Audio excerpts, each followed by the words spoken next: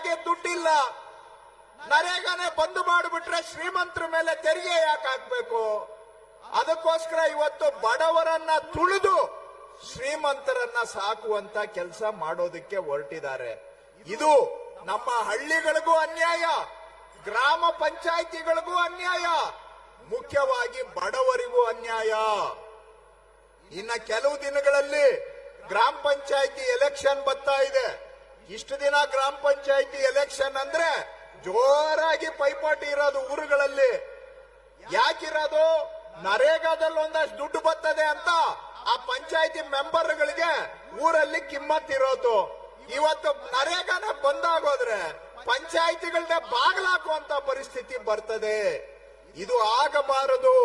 ಯಾಕೆ ಅಂದ್ರೆ ಅಧಿಕಾರ, ಗಾಂಧೀಜಿಯವರ ಕನಸು ಹಳ್ಳಿ ಜನಗಳ ಕೈಗೆ ಅಧಿಕಾರ ಕೊಡಬೇಕು, ಅಧಿಕಾರ ವಿಕೇಂದ್ರೀಕರಣ ಆಗ್ಬೇಕು.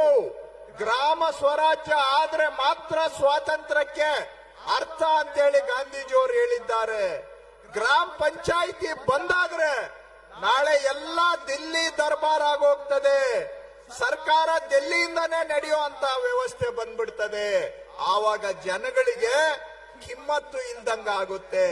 ಹಾಗಾಗಿ ಇವತ್ತು ಮನ್ರೇಗಾ ಬಚಾವು ಸಂಗ್ರಾಮ ಮಾಡ್ತಾ ಇರೋದು ನಮ್ಮ ಹಳ್ಳಿಗಳ ಉಳಿವಿಗಾಗಿ. ಬರೀ ಕೂಲಿ ಕಾರ್ಮಿಕರು ಅಂತ ತಿಳ್ಕೋಬೇಡಿ.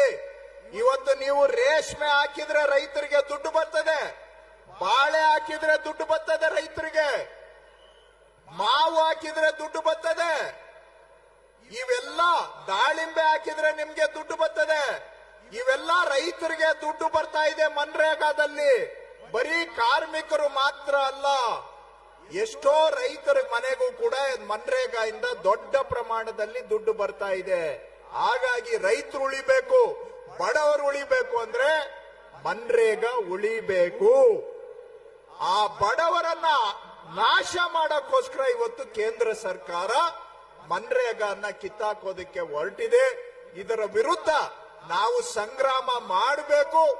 ಬಡವರಿಗಾಗಿ, ರೈತರಿಗಾಗಿ, ಹಳ್ಳಿಗಳ ಉಳಿವಿಗಾಗಿ ಕಾಂಗ್ರೆಸ್ ಪಕ್ಷ ಇವತ್ತು ಹೋರಾಟ ಮಾಡ್ತಾ ಇದೆ. ನೀವು ಕೈ ಜೋಡಿಸಬೇಕು. ನೀವು ಎಲ್ಲರೂ ಜೊತೆಗೂಡಿ ಹೋರಾಟ ಮಾಡಿ ಮನ್ರೇಗಾನ ಉಳಿಸೋಣ ಅಂತ ನಾನು ತಮ್ಮಲ್ಲಿ ಮನವಿ ಮಾಡ್ತೇನೆ.